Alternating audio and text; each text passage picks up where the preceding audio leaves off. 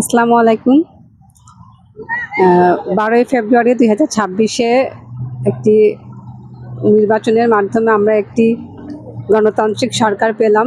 বহুল প্রতীক্ষিত এই নির্বাচনটি ছিল। আমরা এখন ফেসবুকের মাধ্যমে আমরা আসলে সবসময় একটা শঙ্কার মধ্যে ছিলাম যে আদৌ নির্বাচন হবে কিনা বা হলেও সুষ্ঠু হবে কিনা। তো সেই শঙ্কা থেকে আমরা এখন মুক্ত হলাম। কিন্তু এখন যেটা দেখছি অনেকেই মানে নির্বাচনের আগের দিনও দেখেছি যে অনেকে বলছিল যে বাক স্বাধীনতার আজকেই শেষ দিন, হয়তোবা আমরা আর স্বাধীনভাবে কথা বলতে পারবো না। তো আমি জাতীয়তাবাদী দলের একজন কর্মী হিসাবে বা আদর্শে বিশ্বাস হিসাবে সবাইকে আশ্বস্ত করতে চাই, আমার মনে হয় আমাদের সেই পুরানো বিভীষিকাময় দিনগুলা দেখতে হবে না। আমরা সবাই স্বাধীনভাবে কথা বলতে পারবো।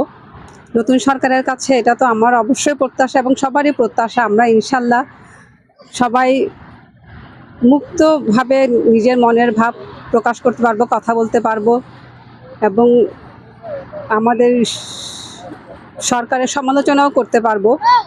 নতুন সরকারের কাছে তো এটাই আমার প্রত্যাশা। এবং আমরা যারা নাগরিক, আমাদেরও উচিত হবে সরকারকে সর্বোচ্চ সহযোগিতা করা। কারণ অনেক সময় দেখা যায় সে পুরানো সংস্কৃতিতে আমরা ফিরে যাই, কেউ না কেউ সন্ত্রাস করে নামটা দিয়ে দিচ্ছে যে একটা অন্য একটা দলের উপর যে দোষটা চাপিয়ে দেওয়া হয়।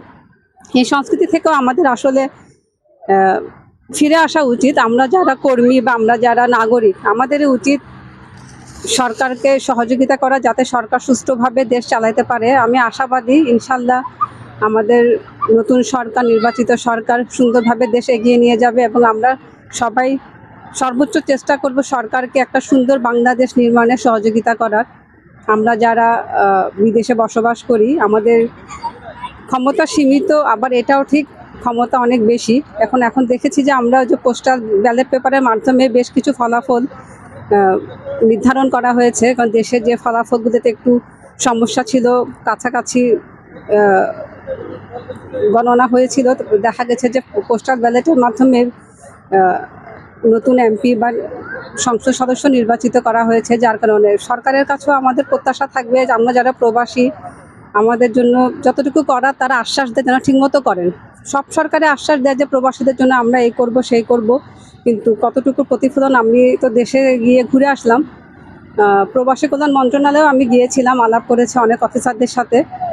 তো তাদেরকে যখন জিজ্ঞেস করে আসলে যে কথাগুলো বলা হয় প্রবাসীদের নিয়ে কতটুকু হতে পারে, তারাও কিন্তু ওটাই বলে যে যখন হবে তখনই দেখবেন, না হওয়া পর্যন্ত এখন আমরাও কিছু বলতে পারছি না। তো আমরা আশা করব নতুন সরকারের কাছে আমরা আমাদের সব প্রত্যাশা জানাবো এবং ইনশাল্লাহ সব প্রত্যাশায় পূরণ হবে। Thank you.